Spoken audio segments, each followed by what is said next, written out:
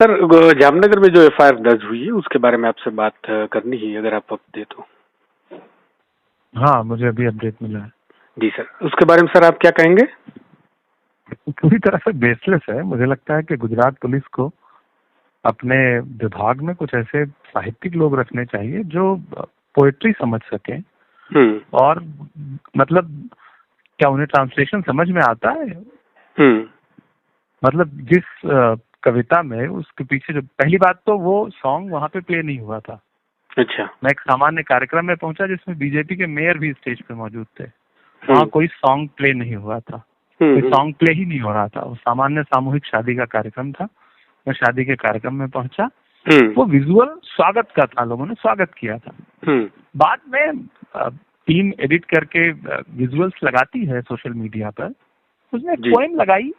वो पोएम जो है, उस पोएम का जामनगर के कार्यक्रम से कोई संबंध नहीं है। पहली चीज तो ये कोई मतलब ही नहीं है जी। और वो पोएम भी मतलब मुझे लगता है गुजरात पुलिस थोड़ा सा मतलब साहित्य, गुजरात में थोड़ा साहित्य, गृह मंत्री जी को थोड़ा साहित्य समझना चाहिए। समझाएं अपने विभाग को। It's totally baseless FIR. मुझे लग रहा है पुलिस ने उसको सुना भी नहीं होगा जी। वो सुन लें तो खुद उनको शर्मिंदगी होगी कि उन्होंने एक से एक एफआईआर क्यों किया, बेसलेस एफआईआर क्यों किया। जी सर, आपसे दो बात और करनी थी। एक तो मुझे इसके अल्फाज के बारे में जानना था कि ये जो कविता है उसके अल्फाज के बारे में इनका जो मतलब जो कंप्लेनेंट है उनका कहना है कि इसमें ये राष्ट्रीय एकता को खत्म कर दे ऐसे अल्फाज है। वो एक बड़ी पुरानी पोएम है और उस पोएम में ये है कि खून के प्यासों बात सुनो, गर लाश हमारी खतरा है मसनत को तुम्हारी। मतलब तुम्हारी गद्दी को अगर हमारी लाश खतरा है तो हंसते हंसते अपनी लाशें दफना देंगे। मतलब कविता में मतलब एक तरह से करुण रस होता है कि जब आप सत्ता से और एक तरह से गद्दी से ये कहते हैं कि भैया अगर आपको हमसे डर लगता हो तो हम खुद अपनी लाश दफनाने को तैयार। इसमें रहस्य को खतरा कहाँ से? मुझे लगता है कि गुजरात पुलिस को ध्यान से उसे एक बार फिर से सुनना चाहिए। मतलब क्यों इस तरह की एफआईआर करके पुलिस अपनी जगहसाई कराती है?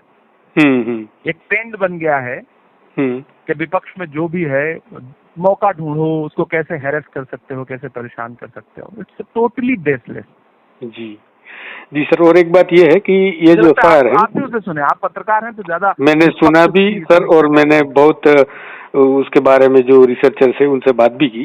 इनका मतलब कि जो मैं ऑफिशियली मतलब जान सकूं, क्योंकि उर्दू अल्फाज को इतना मैं नहीं जानता हूँ, इसीलिए मैंने आपको फोन किया कि आपकी साइड से आपका वर्जन क्या है।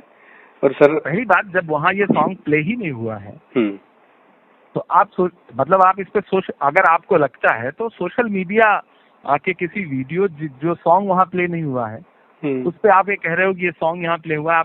आपकी जांच कहाँ? आपके तमाम पक्ष विपक्ष सारे नेता वहाँ पे बैठे हुए थे। आपका ये आपकी एलआईयू ये है, आपका इंटेलिजेंस ये है कि जो चीज वहाँ घटी ही नहीं है उस पे आप एफआईआर कर रहे हो जामनगर के थाने में जी। मैं चूंकि खुद पोएट हूँ जी, तो मैं चाहता हूँ कि एक बार आप उस कविता को सुने, जरूर सुने और उसके बाद एक निष्पक्ष मीमांसा उस पर प्रकाशित करें और पुलिस से सवाल भी पूछे कि आपने उसको सुना है क्या, और सुना तो वो हमारा काम तो हम कर रहे हैं, बखूबी करेंगे। मतलब उनसे पूछिए कि भैया आपने उसको सुना।